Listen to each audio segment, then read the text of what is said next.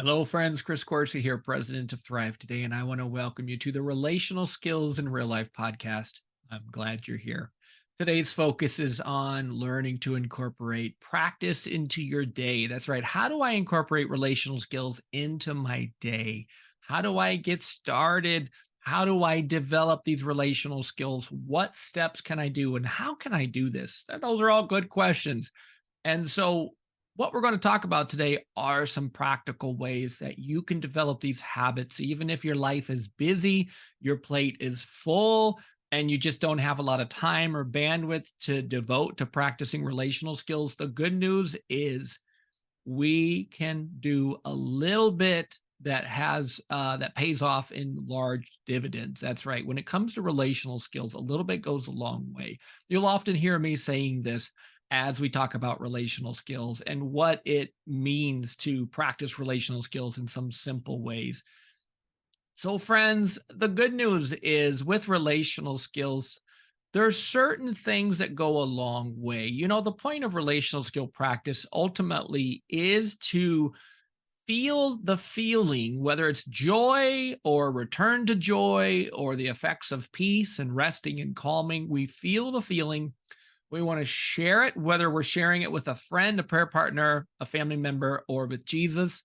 We want to feel it, share it, and then we can quiet it. And so we are learning to live in our bodies. You see, relational skills like emotions will affect the body and show up in the body. So if I'm practicing some joy is going to show up in my body, right? My heart rate might speed up and so forth. Like the effects of practicing will show up in my body. If it's resting, the on-demand release of serotonin will affect my body and it might slow my heart rate.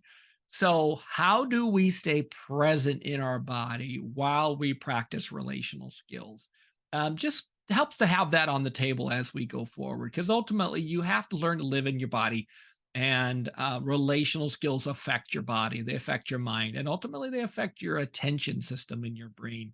So we are learning to train our brain to scan for the good stuff. We're learning to train our brain to notice the effects of a relational skill in our body.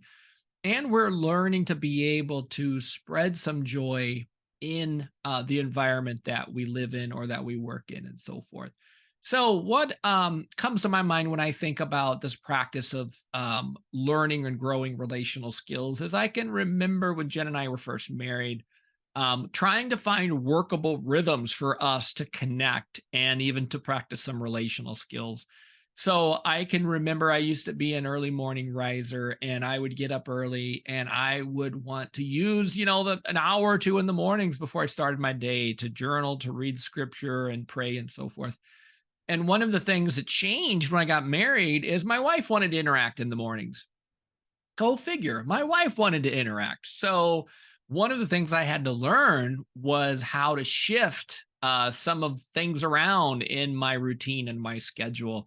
And so we would use morning times to connect and to pray together and to talk about the day and so forth. And I would spend some of my God time, as I called it, in the evening. So I would use the time before bed and I would mix it up a little bit. So I learned to find a workable rhythm. And so part of what you have to think through when you look at a growing relational skills is what's a workable rhythm? When do you have windows of time that would work to practice a certain skill? And again, these can be very simple practices. It can be thanking God for your day in the shower in the morning, or while you're waiting for your cup of coffee to finish, brewing, whatever that might be, on the drive to work, interacting with kids or family members, driving kids to school, and so forth. So part of what we want to do is learning to incorporate practical skills into your day, whether it's joy or rest or storytelling or seeing some of what God sees. We approach this as we would just learning a new skill. We find windows of time. These can be 3-minute windows where you can do something to practice a specific skill. So this is good news. So if you think about, when do you have the most energy? Do you have energy in the morning, or do you have energy as the day goes on? Do you have energy over your lunchtime? Do you have energy in the evening? When do you have energy? That would be a good time to practice a certain skill. Some of us are morning people. We get up early and we're ready to start our day. Some of us do not like the mornings, but we are night people and we like to use the time in the evenings to connect. So whether you're connecting on your own, whether you're connecting, taking time to interact with the Lord, whether you're connecting with family member or friends or coworkers or colleagues, the point is, find simple windows of time that you can practice. And when you have bursts of energy, and maximize those windows of opportunity by practicing certain skills.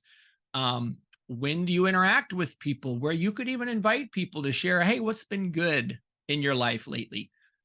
What's been bringing you some joy lately? What are you thankful for? Could we just take 30 seconds to quiet ourselves and take a few deep breaths?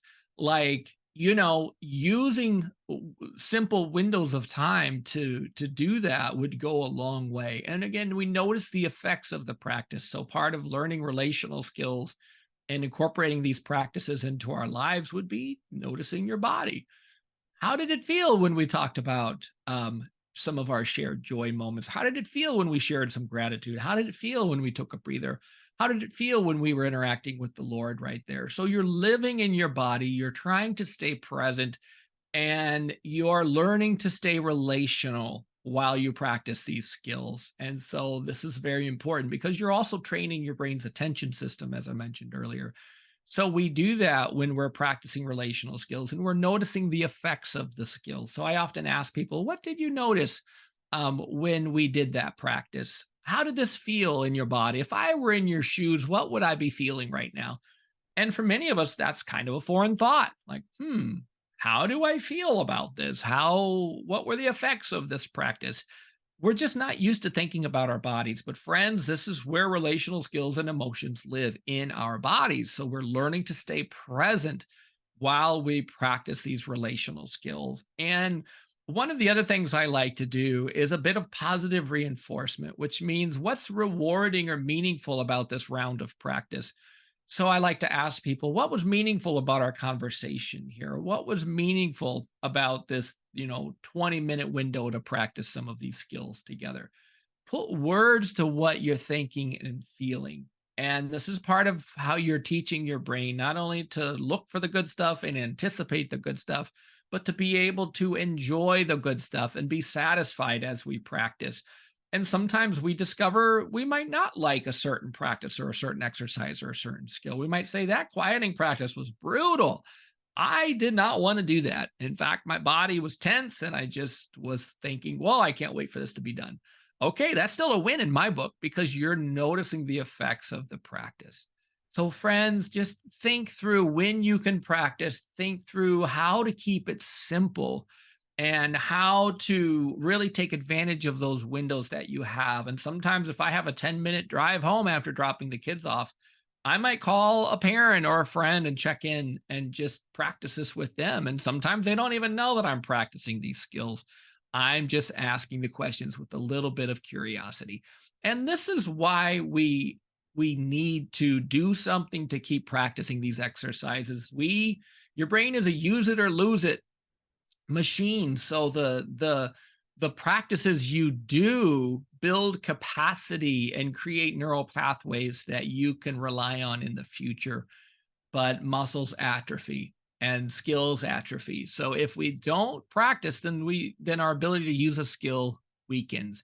So this is why my friend Marcus Warner and I created the 28 days to joy practices. So these are 28 days of simple exercises that you can do. We've had hundreds, if not thousands, of people at this point go through this and practice those exercises.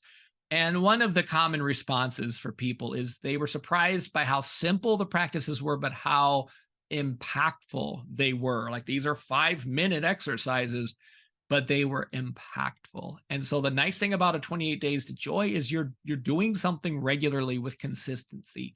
And maybe you can't do it every day, maybe do it every other day, but a little bit goes a long way, my friends. And I hope that this is encouraging for you as you think about trying to incorporate relational skill practices into your day.